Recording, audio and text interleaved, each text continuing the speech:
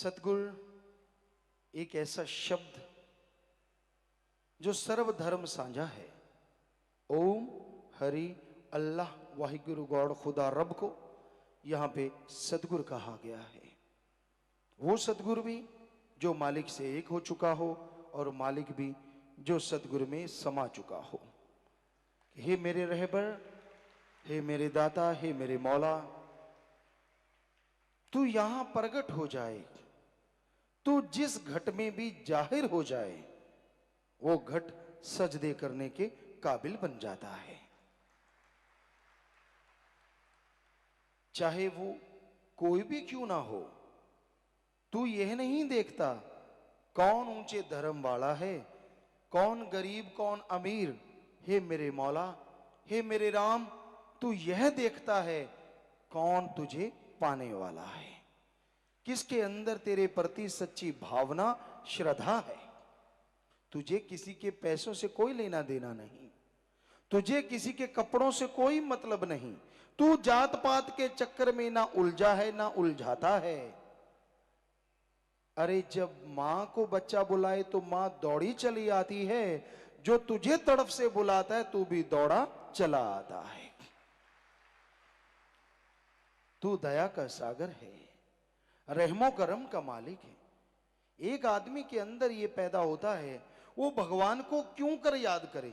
अच्छा परिवार, अच्छा घर, अच्छी गाड़ी, सब कुछ तो है, राम की कृपा है, वाकई राम की कृपा है।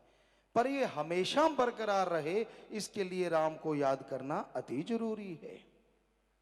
आने वाले काल के गर्भ में आपके लिए क्या छुपा है ये तो भगवान जानते हैं, आप नहीं। कोई भविष्य वक्ता नहीं है जो हूबहू हर चीज बता दे।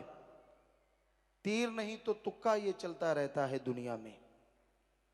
सो आपको कोई भयानक बीमारी आने वाली हो, लाखों का खर्चा आने वाला हो और शरीर सालों साल चारपाई पे रहने वाला हो, क्या यह संभव हो सकता है कि वो आने वाली पहाड़ जैसी बीमारी कंकर में बदल जाए? जी हां, ऐसा संभव है कि बीमारी आने से पहले ही कट जाए, लाखों रुपए बचेंगे। शरीर एक बार गिर जाता है ना बीमारी से, दोबारा तंदुरुस्ती आने में काफी टाइम लगता है। तो कितना अच्छा हो कि शरीर गिरे ही ना। ये कैसे संभव है? हमारे वेद शास्त्रों में, सभी धर्म के पवित्र ग्रंथ सतगुरु की कृपा से हमने पढ़े, सभी में ये लिखा है। और हमारा सतगुरु की कृपा से ये अनुभव है कि जो उस ओंकार एक ओंकार, जो अल्लाह के नूरी जलाल, वो सुप्रीम पावर का मेथड ऑफ मेडिटेशन, गुरु मंत्र, वो युक्ति का जो जाप करते हैं, नियमानुसार करते हैं, उनके पहाड़ जैसे कर्म कंकर में बदल जाते हैं और लगातार जाप करने से कंकर की चुभन भी महसूस नहीं होती। अरे ब्लड कैंसर जैसे रोग बड़े बड़े डॉक्टर मानते हैं असंभव है जब वो तीसरी स्टेज पे पहुंचे, पर जिस भगवान ने ये शरीर बनाया उसके लिए क्या असंभव है? जब मर्जी चाहे फिल्टर कर दे और जब मर्जी चाहे अंदर से उड़ा दे। यहां एक नहीं, सैकड़ों हजारों लाखों लोगों की ऐसी बीमारियां पल में गायब हो जाती हैं। हम कोई गारंटी नहीं देते कि वो ठीक हो जाती हैं। आपकी श्रद्धा होगी, राम जी आपके अंदर बैठे हैं, सुमरन कीजिए, वो आपकी सुन लेंगे और आपकी जायज मांग 100% पूरी करेंगे ही करेंगे। जिस तरह से बच्चे नर्सरी से पढ़ना शुरू करते हैं, पढ़ते चले जाते हैं और 20 साल बाद 15 साल बाद डिग्री, डिप्लोमा, मास्टरेट की डिग्री हासिल होती है। कितना समय लगा, कितनी मेहनत की, कितना दृढ़ निश्चय रहा, तब जाके वो डिग्रियां मिली।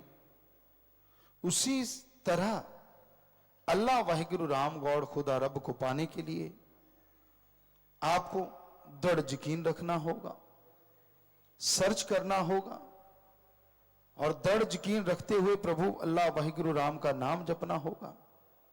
ज्यों ज्यों आप राम नाम जपते जाएंगे, ज्यों ज्यों भक्ति करते जाएंगे, तो जो डिग्रियां आपको मिलेंगी वो परमानंद और मालिक सदगुरु मौला के नूरी स्वरूप के दर्शन होंगे।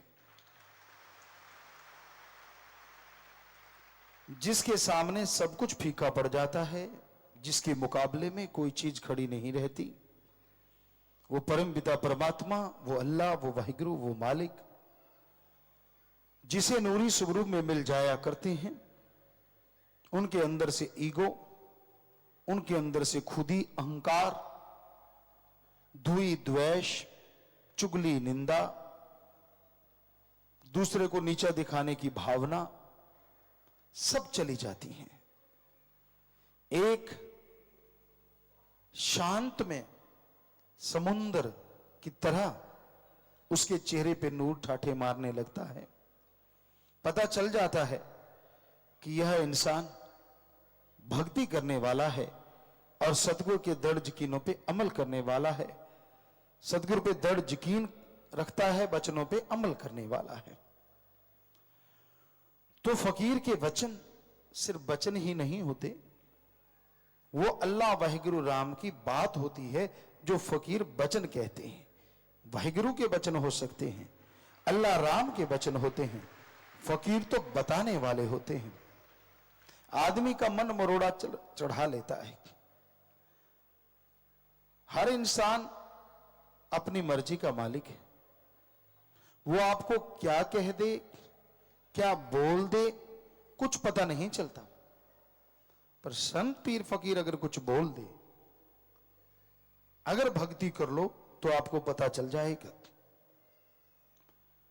कबीर साहब जी फरमाते हैं, संतों का क्रोध भी दाती होता है और दुनियादारी का प्यार भी घाती होता है। कैसे?